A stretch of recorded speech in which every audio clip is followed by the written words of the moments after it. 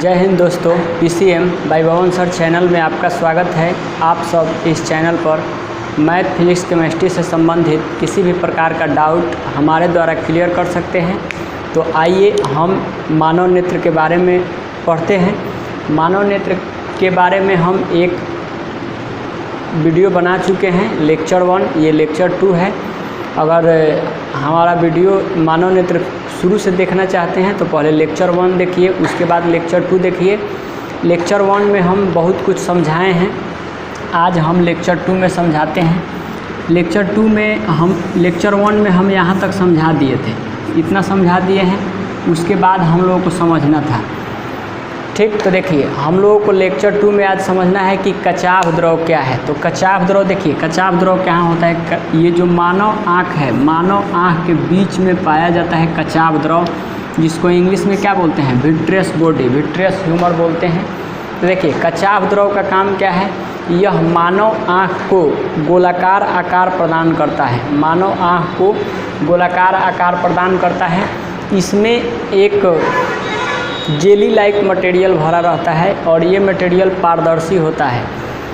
ये पारदर्शी होता है। जैसे देखिए कचाव द्रव लिख दिए हैं रेटिना की, और रेटिना को भी ये सुरक्षा प्रदान करता है, आँखों को गोलाकार आकार प्रदान करता है, यह पारदर्शी होता है। देखिए ये एक पारदर्शी बॉडी होता है। अगर इस पर चोट लगता है, इस पर चोट लगेगा तो किसी का आँख बह जाता है और ये आँख आपका पिचक जाएगा। तो ये जो बहता है वो क्या रहता है, कचाव द्रव रहता है। यही ये बीच में पाया जाता है।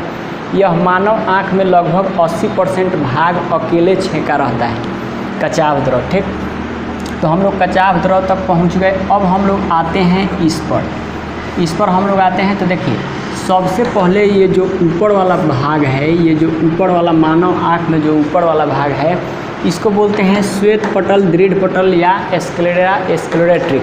तो श्वेत पटल का काम हम बता चुके हैं कि यह अपारदर्शी होता है, यह आँख का बाहरी परत होता है। ये पूर्ण रूप से क्या होता है, यह पूरा गोल होता है। ये जो उभड़ा हुआ हल्का भाग है, उभड़े हुए भाग को क्या बोले थे हम फर्स्ट लेक्चर में, कॉर्निया।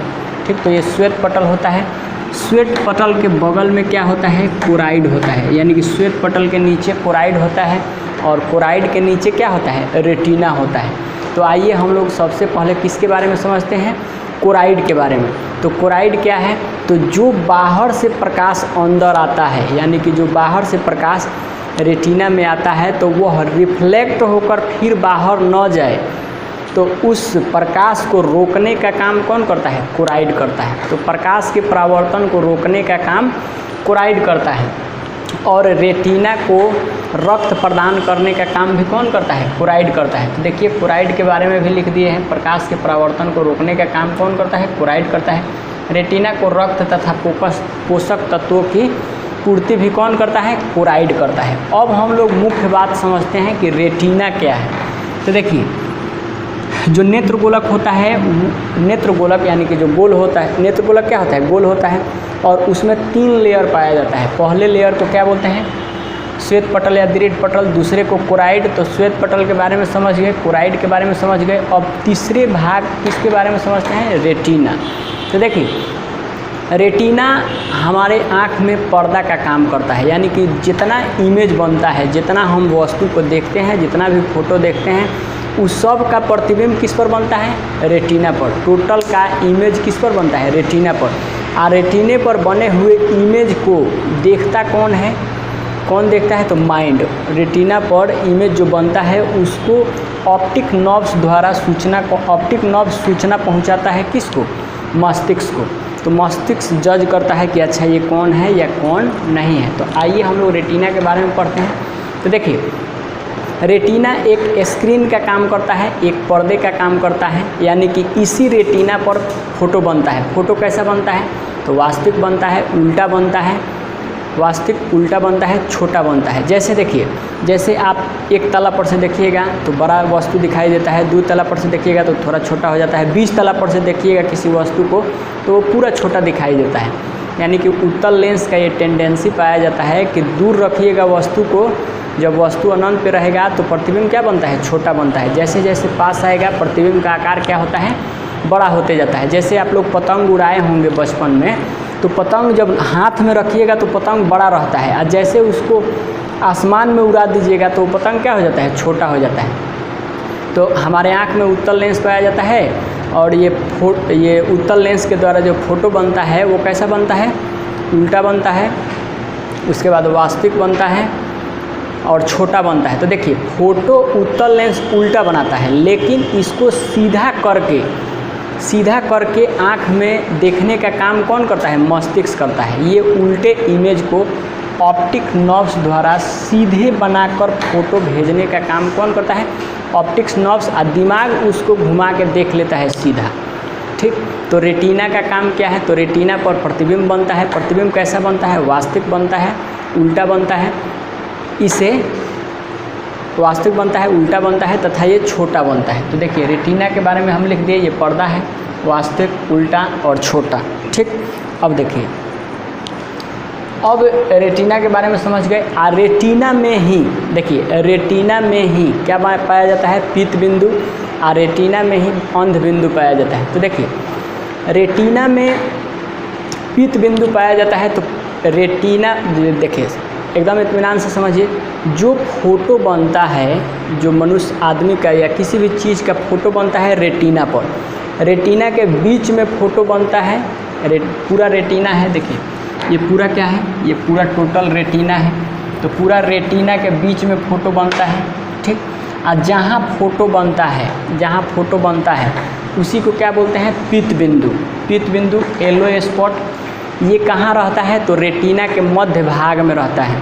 फ़ोटो कहाँ बना, रेटिना पर। रेटिना पर फोटो बनता है, रेटिना के मध्य में फ़ोटो बनता है, और उसी जगह को क्या बोलते हैं, पीत बिंदु। ठीक, येलो स्पॉट। तो मध्य भाग यानी कि रेटिना के मध्य भाग पीत बिंदु।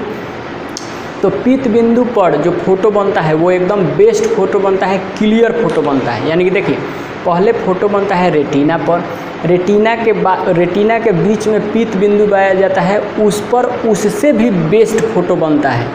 ठीक, बेस्ट एंड क्लियर इमेज किस पर बनता है, पीत बिंदु पर। ठीक, अब पीत बिंदु के अंदर भी एक गहरा होता है जिसको हम लोग बोलते हैं केंद्रिका गर्तिका, उस पर बेस्टों में बेस्ट फोटो बनता है। यानी कि सबसे बेस्ट फोटो किस पर बनता है, तो फोबियो सेंट्रियोल्स पर, या उसको बोलते हैं केंद्रिका गर्तिका पर। तो इसको पैनी नज़र भी बोलते हैं। जैसे देखिए, जैसे जो बकुला होता है, बकुला जो मछली को पकड़ता है तो वो पैनी नज़र से देखा। ये जो जितना भी कमांडो होता है लोग, जितना भी कमांडो या सीआरपीएफ या जो भी लोग पुलिस में लोग बहाली होते हैं, वो सब लोग क्या पैनी नज़र से शस्त्र को चलाते हैं लोग। यानी कि जो बंदूक है उसको पैनी नज़र से देख के लोग मारता है। ठीक, या ऐसे कुछ लड़का भी लड़की सबको पैनी नज़र से पीत बिंदु को क्या बोलते हैं, येलो स्पॉट या मेकुला। अब मेकुला के बीच में एक गड्ढा होता है, उसको क्या बोलते हैं, फोबिया सेंट्रियोल्स या केंद्रिका गर्तिका। ठीक, पैनी नज़र एग्जाम्पल में आप ये याद रख सकते हैं। उसके बाद आ जाइए ब्लाइंड स्पॉट क्या होता है। तो रेटिना में ही क्या पाया जाता है, ब्लाइंड स्पॉट। यह प्रकाश के लिए सेंसिटिव नहीं है, ये प्रकाश के लिए सेंसिटिव नहीं है, यानी कि यहाँ प्रकाश नहीं पहुँचता है। अब ब्लाइंड स्पॉट क्या है, तो देखिए ये है रेटिना, ये जो अंदर वाला पार्ट है ये क्या है, ये है रेटिना। रेटिना के यहाँ होता है, रेटिना के मध्य में होता है मेकुला जिसको पीत बिंदु बोलते हैं। यहाँ जहाँ ऑप्टिक्स नर्व्स आके मिली रहती है उसको क्या बोलते हैं, ब्लाइंड स्पॉट। तो ब्लाइंड स्पॉट यह प्रकाश के लिए सेंसिटिव नहीं है, सुग्राही नहीं है, यहाँ प्रकाश नहीं पहुँचता है। जहाँ ऑप्टिक नर्व्स आके मिलती है, इधर से बहुत सारे नसें आके मिलेगी, यहाँ से इधर रेटिना का निर्माण होता है, यहाँ से रेटिना का निर्माण होता है। और जहाँ बहुत सारे नसें मिली हैं उसी को क्या बोलते हैं, ब्लाइंड स्पॉट। ठीक, अब हम लोग आते हैं कि रेटिना, ये जो ऑप्टिक नर्व्स होता है, ये दो प्रकार का होता है। देखिए ऑप्टिक नर्व्स कितना प्रकार का होता है, दो प्रकार का। यानी कि यहाँ से जो ऑप्टिक नर्व्स गया है ये कितना प्रकार का होगा, दो प्रकार का। एक होता है, यानी कि ऑप्टिक नर्व्स में ये दो प्रकार का होता है, एक होता है रॉड सेल और एक होता है कोन सेल। ठीक, तो देखिए अब रॉड सेल और कोन सेल किसको बोलते हैं, तो ये इसको आप इत्मीनान से समझिए। रॉड सेल अंधेरा में देखने का काम करता है, अंधेरा में किसी वस्तु को पहचानने का काम करता है। रॉड सेल में ये कैपेसिटी नहीं पाया जाता है कि वो अंधेरे में किसी वस्तु के रंग को नहीं पहचान सकता है। रॉड सेल केवल अंधेरे में किसी वस्तु को देख सकता है, ठीक, लेकिन कलर को पहचानने का काम रॉड सेल नहीं करता है। कोन सेल का काम क्या है? तो कोन सेल कलर को पहचानता है। कोन सेल किसको पहचानता है? कलर को। जैसे देखिए, रॉड सेल यह अंधेरे में प्रकाश की तीव्रता को बताता है, यानी कि अंधेरा में प्रकाश कितना है उसको देखता है। अंधेरे में आपको कलर दिखाई नहीं देता है। ये मंद प्रकाश में वस्तु को पहचानने का काम करता है, यानी कि अंधेरे में वस्तु को पहचानने का काम कौन करेगा? Rod cell. कोन सेल क्या है? तो यह तीव्र प्रकाश में रंगों में अंतर बताता है, यानी कि कोन सेल दिन में एक्टिव होता है और दिन में एक्टिव होकर रंगों को पहचान कौन कराता है? तो ये कोन सेल कराता है। जैसे कौन रंग थी, कोई वस्तु लाल है, पीला है या हरा है, उसकी पहचान कौन करता है? कोन सेल, ठीक। अब कोन सेल और रॉड सेल के बारे में थोड़ा और ही जानते हैं। तो देखिए, ये देखिए, ये जो आपके आँख में जो ऑप्टिक नर्व्स आता है, इधर से जो ऑप्टिक नर्व्स आता है वो एक जगह पर नसें मिलती है और वो नसें आगे चल के ऐसे बट जाती है। ऑप्टिक नर्व्स ऐसे बट जाती हैं, ऐसे देखिए, ऐसे बट गया। अब बटने के बाद ऑप्टिक्स नर्व्स दो प्रकार का होता है, एक होता है रॉड सेल, एक होता है कोन सेल।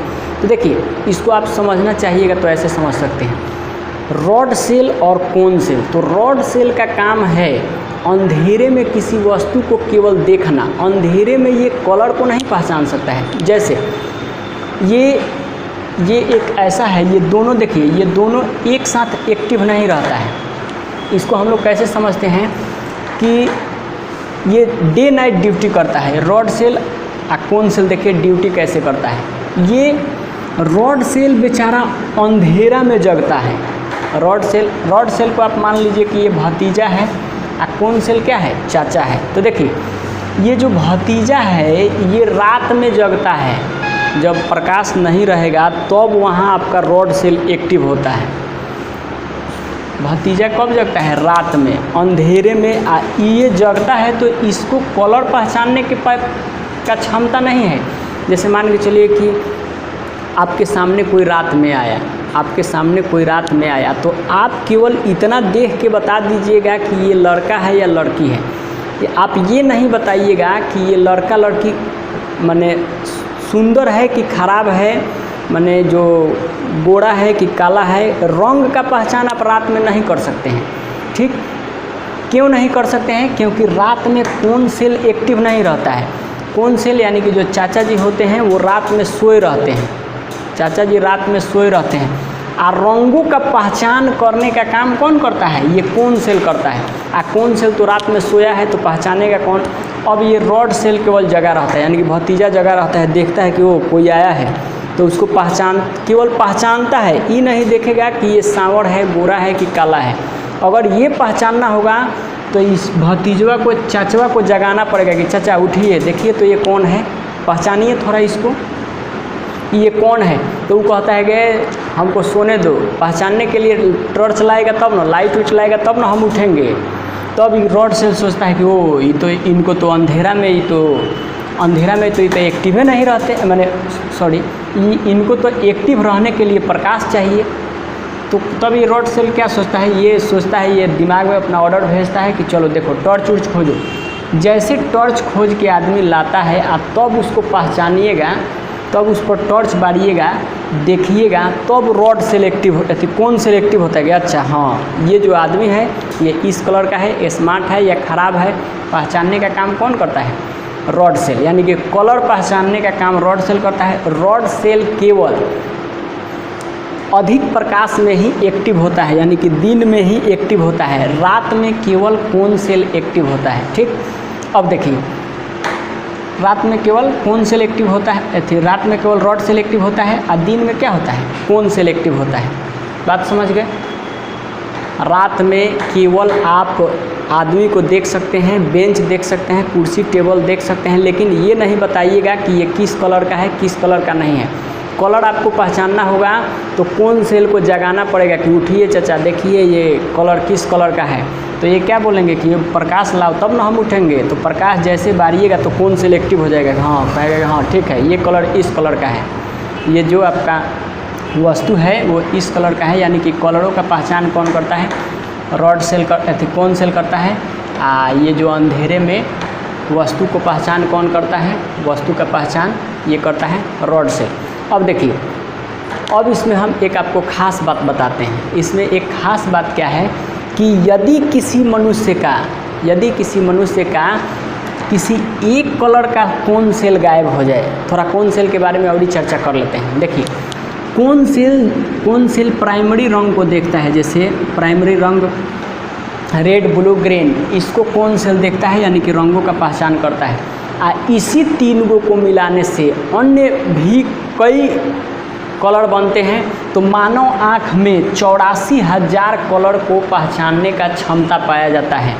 मानव आँख हमारा 84,000 कलरों को पहचानते हैं। वो हम आपको मज़ेदार बात बताते हैं। देखिए, यदि किसी व्यक्ति के अंदर किसी खास प्रकार का शंकु गायब हो जाएगा, यानी कि किसी खास प्रकार का कोन गायब हो जाएगा, कोन सेल गायब हो जाएगा, तो वो कलर उसको नहीं दिखाई देता है। जैसे मान के चलिए कि किसी आदमी के अंदर लाल रंग का कोन सेल गायब हो गया तो वो लाल रंग उसको काला दिखाई देगा।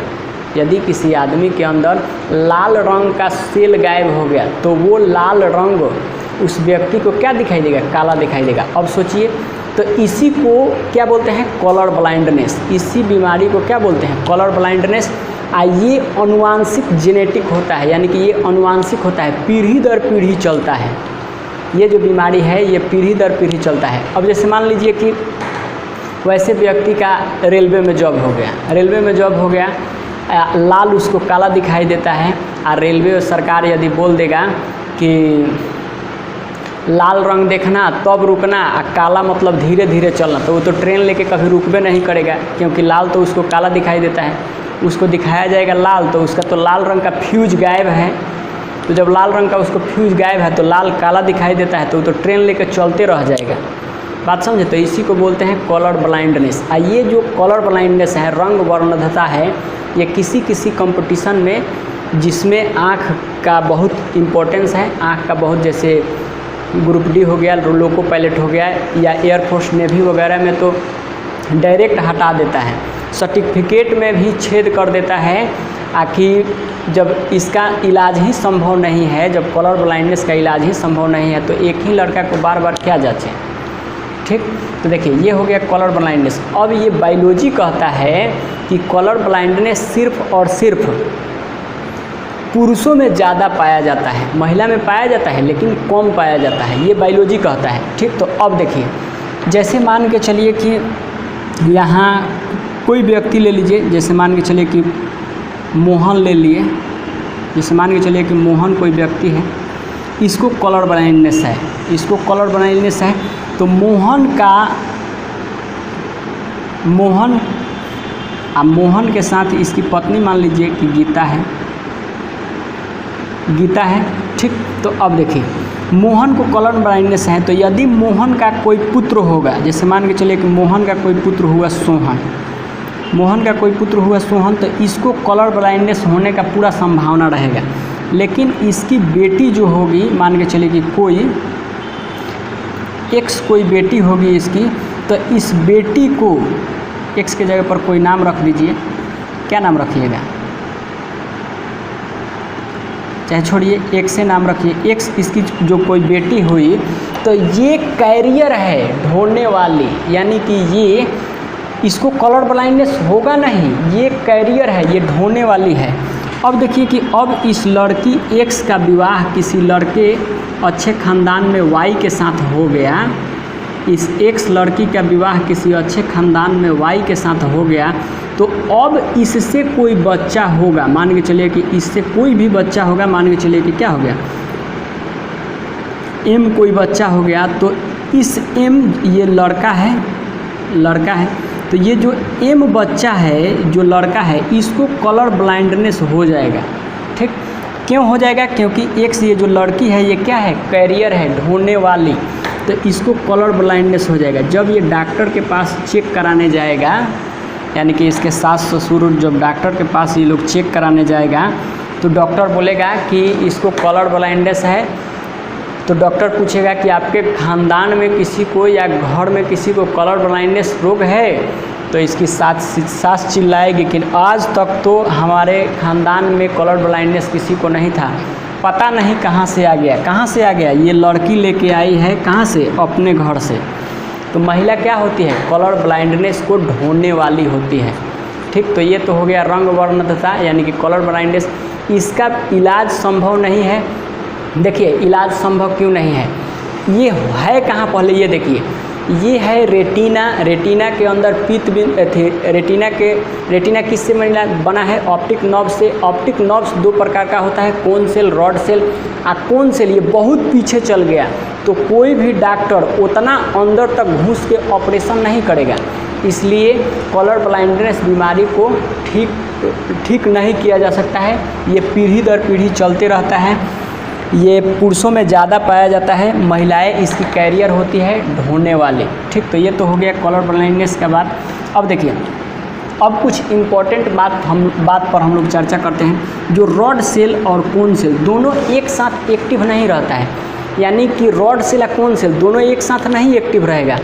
रॉड सेल जो हम माने थे, रॉड सेल को क्या माने थे? भतीजा। तो रॉड सेल अपना भतीजा रात में देखता है, केवल पहचानता है कि कौन वस्तु कैसा है, उसको कलर दिखाई नहीं देगा रॉड सेल को। तो आप देखिएगा, आप भी रात में उठिएगा तो आपको केवल और केवल वस्तु दिखाई देगा। आप देखिएगा कि फलना आदमी है, चिलना आदमी है, ये नहीं बताइएगा कि ये किस कलर का है, गोरा है, काला है या क्या है।